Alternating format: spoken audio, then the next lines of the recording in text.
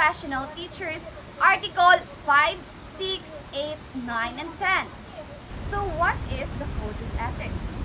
The Code of Ethics for professional teachers serves as the guide for teachers' values, behavior, and responsibilities.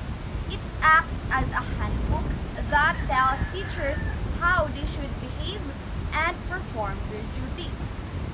It ensures that teachers uphold professionalism, integrity, and ethical conduct at all times. So the Code of Ethics reminds teachers to always act responsibly, honestly, and professionally. The code shapes how teachers teach and interact with learners. So it guides teachers to treat students fairly and respectfully, work with colleagues. So it promotes teamwork and good relationship among teachers. Communicate with parents. It encourages clear and respectful communication with parents of the students. Relate with school authorities. It helps teachers work respectfully and cooperate with school leaders. Next is it engaged with the wider community. It reminds teachers to be good role model in our society.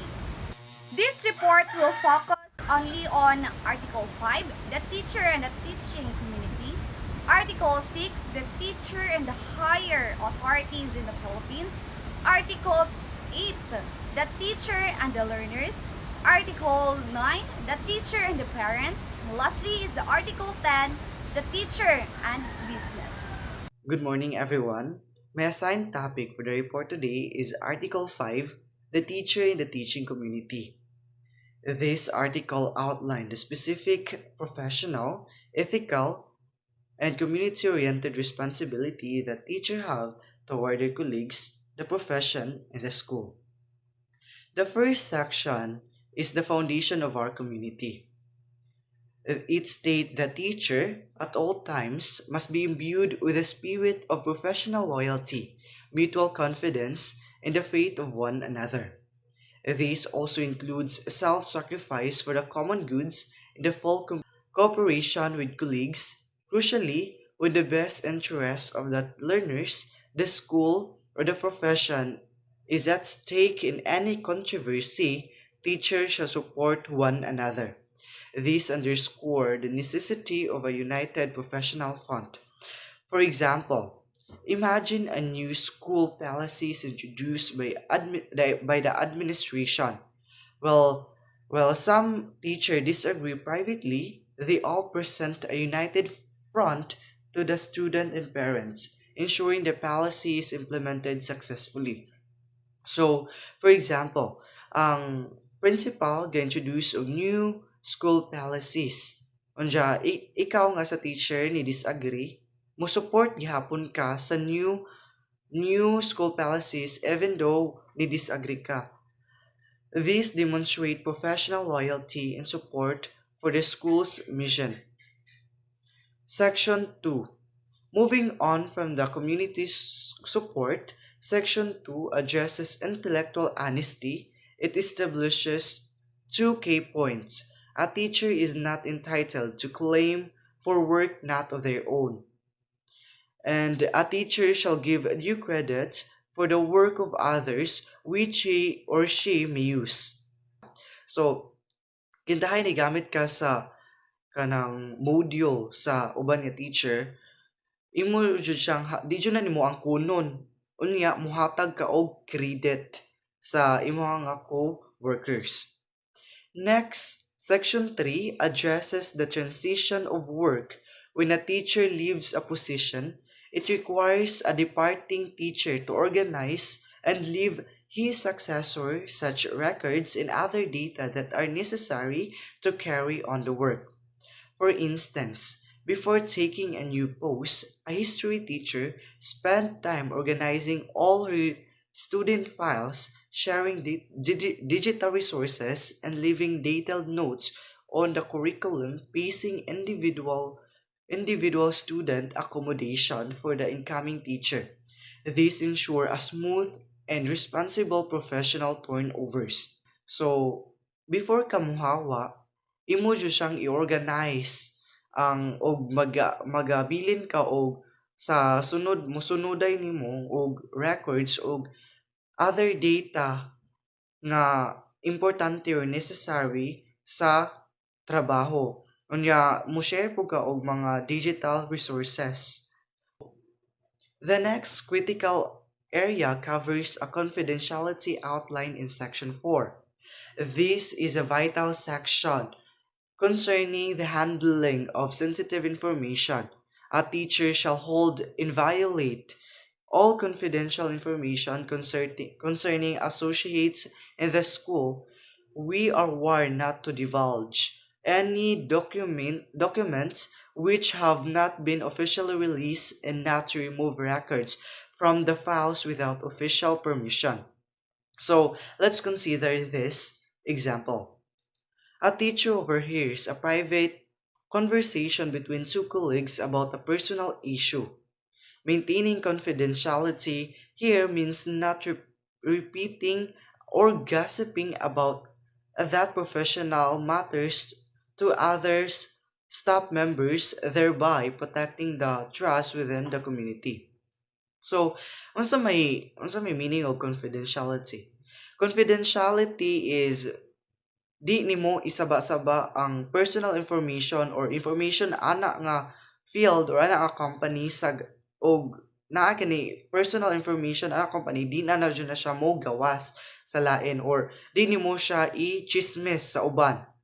So, for example, dungog kintahi ka og kanang chika or information about personal life sa other nga imong colleagues.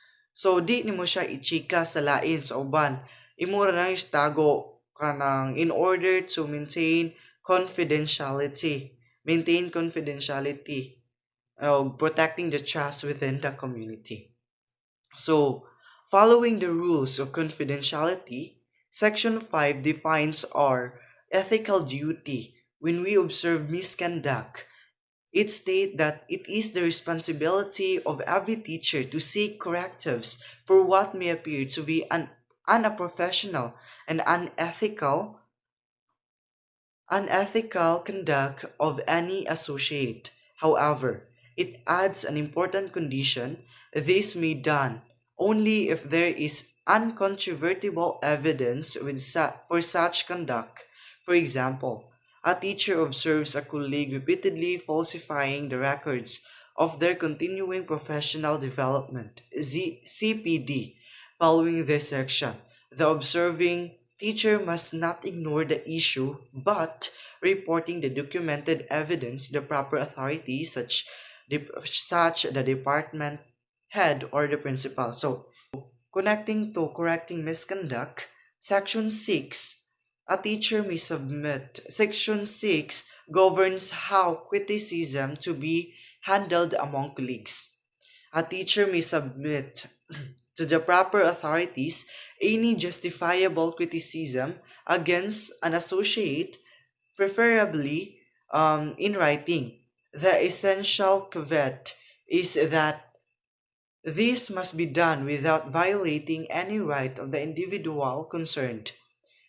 In practice, instead of complaining about a colleague's poor performance in the faculty lounge, a teacher writes a detailed, objective report to the head of department, the proper authority, about a persistent, documented issue that affects student welfare.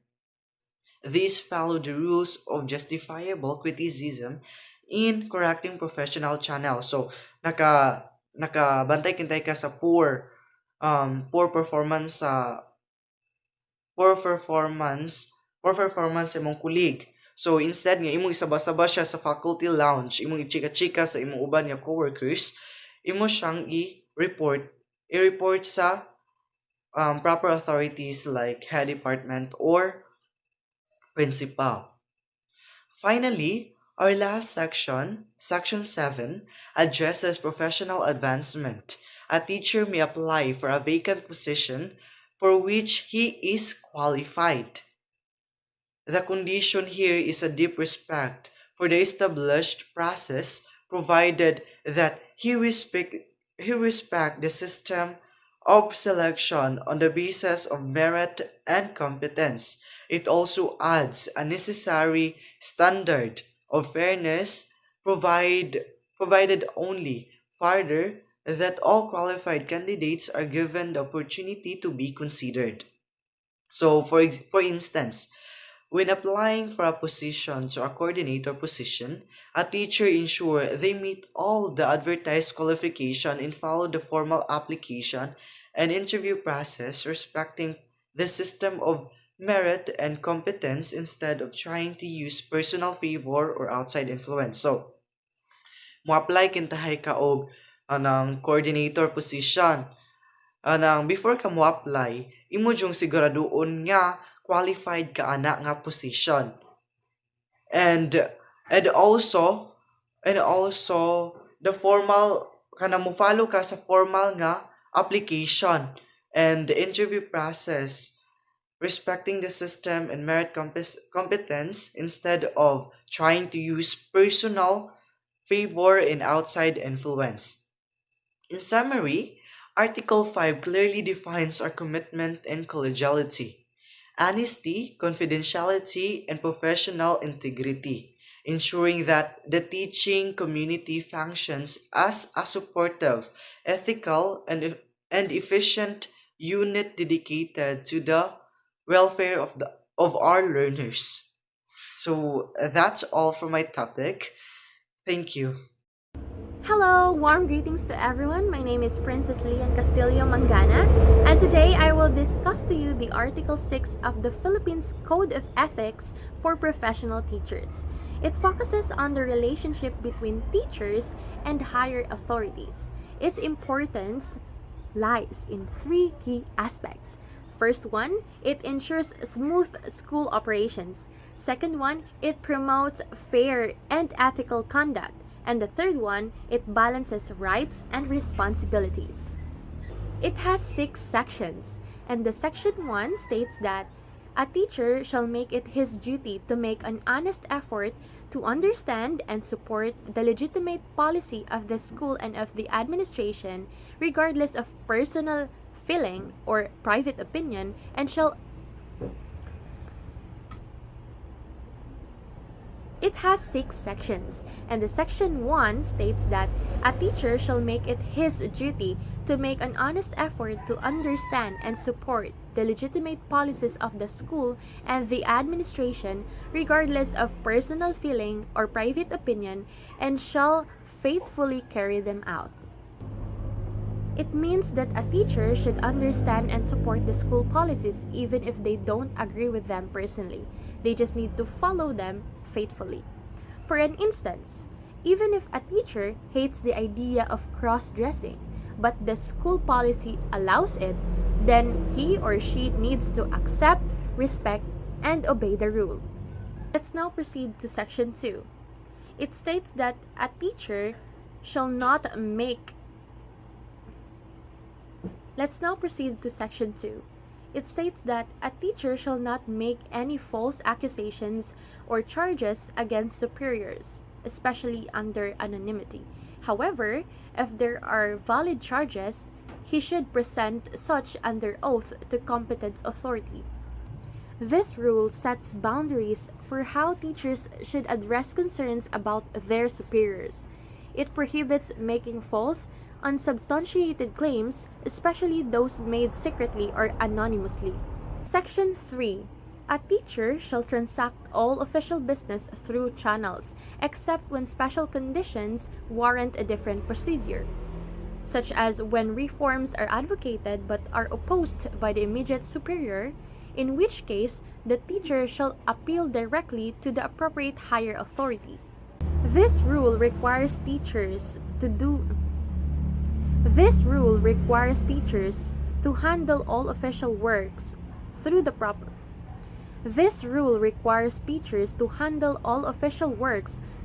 proper chain of command, going to the immediate superior first and then going to the superior's boss if needed. However, there are exceptions for that special conditions. And the perfect example for that is when a teacher is pushing for reforms that their direct boss opposes, then in that case, the teacher is allowed to skip the immediate superior and appeal directly to the higher appropriate authority. Section 4. A teacher, individually or as part of a group, has a right to seek redress against injustice and discrimination, and, to the extent possible, shall raise his grievances within democratic processes. In doing so, he shall avoid jeopardizing the interest and welfare of learners, whose right to learn must be respected. This rule means that teachers can act alone or in groups to address unfair treatment or discrimination through democratic channels, but must not put students' right to learn at risk. Section 5. A teacher has a right to invoke principle that appointments, promotions, and transfers of teachers are made only on the basis of merit and need in the interest of the service. Teachers can insist that hiring, moving up, or being reassigned is only done based on their ability and what the school needs to serve the system well. And now for the last section, section 6. A teacher who accepts position assumes a contractual obligation to live up to his contract, assuming full knowledge of the employment terms and conditions. This means that when a teacher takes a job, they agree to a contract and are legally bound to follow its terms, which they're expected to understand fully from the start. And those are the 6 sections of the Article 6 of Philippines Code of Ethics for Professional Teachers. Thank you, and I hope you learned something. Let us now proceed to Article 8, the teachers and the learners. So what is inside the Article 8? Let us now find out. Section 1. A teacher has the right and duty to determine the academic marks. So the teacher are responsible for giving grades based sa students' performance. It is both the teacher's authority and ilhabong obligation. And the promotion of learners in the subjects or grades they handle. So ang teacher will decide if learners will pass or fail or move to the next grade level based on the grading system. Such determination shall be in accordance with generally accepted procedures of evaluation and measurements. So, grades must be given fairly and based on the standard accepted methods like sa tests, assignments, projects, and performance tasks. In case of any compliant, teachers concerned shall immediately take appropriate action, observing due process. So, if ang students will question their grades, and teachers must address it properly. So, ang teachers ilang i-follow ang school procedures and ensure fairness. Let us now proceed to Section 2. A teacher shall recognize that the interests and welfare of learners are his first and foremost concern. So, the teacher must prioritize students' needs above all else. Shall handle each learner justly and impartially. So, ang teacher dapat ilang i-treat ang tanan fairly. No favoritism, no bias, no special treatment. Section 3. Under no circumstance shall a teacher be prejudiced nor discriminatory. So, the teacher must never show bias or disrespect to her students against any learner. So, this implies to all learners regardless of their background, gender, religion, status, ability, or personality. Dapat fair and jud ang pag-treat sa teachers and students. So, let us now proceed to Section 4. A teacher shall not accept favors or gifts. So, ang teacher, dili sila dapat mudawat og favors or gifts such as money, presents, food, or services from learners or sa ilang parents. It doesn't matter who give it. So, bisan pa og ang mama or ang student, bawal jud siya. It engage for request concessions. So, teachers cannot accept gifts in return for their special treatment. Like, muhatag ang student para pataasan nilang grado or kanang excusing their absences or giving privileges. So dapat bawal jud mo hatagan, bawal mudawat ang teacher sa ipanghatag sa students or sa parents. Especially sa mga student that is underserved. So it is very wrong if the student does not deserve the favor being requested. Section 5. A teacher shall not accept directly or indirectly any remuneration from tutorials. So teachers cannot receive payment in any form, cash man or goods or favors. If they tutor students, they must follow rules. Other than what is authorized for such service, they must only follow the official payment rate allowed by the school or the department. So Section 6. A teacher shall base the evaluation. Evaluation must be consistent and academic, only on merit and quality of academic performance. So the grades must reflect real performance of the students, not the behavior, not the personal preferences, not the relationship. Let us now proceed to Section 7. In a situation where mutual attraction and subsequent love develop, if romantic feelings occurs between the students and the teacher shall exercise utmost professional discretion. So, ang teacher must be extremely careful and responsible to avoid scandal, like gossiping, something like that. So, they must prevent issues that could harm their reputation or the school. And the preferential treatment of the learners. So the teachers must not give the learners an advantage or special treatment because of their romantic feeling. Article 8. A teacher shall not inflict corporal punishment. So, ang teacher must never hit or harm or physically punish their learners. So, nor make deductions from their scholastic ratings as a punishment. So, they cannot lower grades as a punishment. Bawal jud na siya. For acts which are clearly not manifestations of poor scholarship. So, misbehaviors is not the same as academic weakness. Conduct issues should not affect academic grades. So, dili jud dapat apilon ang grade. Let us now proceed to the last section of the Article 8, the Article 9. A teacher shall ensure the conditions contributive to the maximum development of learners are adequate. So the teacher must create a safe, supportive, and effective learning environment. Contributive to maximum development of learners, all conditions must help students reach their full potential academically, socially, and emotionally. So, ang teacher jud is ilahang tabat-tabangan ang student para ma-reach ilang full potential and shall extend needed assistance. So, a teacher must help their student when they encounter problems or difficulties. Teacher should give students support through their academic or personal challenges. Good day, everyone. Here is our continuation of our report from group number 16. By the way, I am Karen Jane Namberganten from BEd 1. So I am going to talk about the teacher and parents and the teacher and business.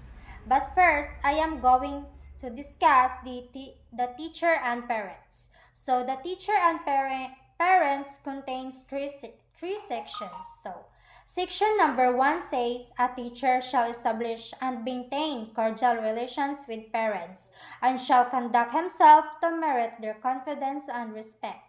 So meaning to say, teachers should be respectful and friendly to the parents. Dayon, section number 2 says, a teacher shall inform parents through proper authorities of the progress of or deficiencies of learners under him, exercising utmost candor and tact in pointing out learners' deficiencies and in seeking parents' cooperation for the proper guidance and improvement of learners. So meaning to say, they should keep parents informed about their child's progress and problems. So, isa sa way ani kay maghatag og report cards sa mga parents para mahibaw-an nila og asa dapit nagka-problema ilahang mga anak. Dayon, the last section says, a teacher shall hear parents' complaints with sympathy and understanding and shall discourage unfair criticism. So, meaning to say, Teachers should listen to parents' concerns and be understanding. So, dapat masinabtanon ang mga teachers ug unsay mga complaints sa mga ginikanan. They should avoid criticizing parents or students unfairly. So, dapat no biases ang mga teachers.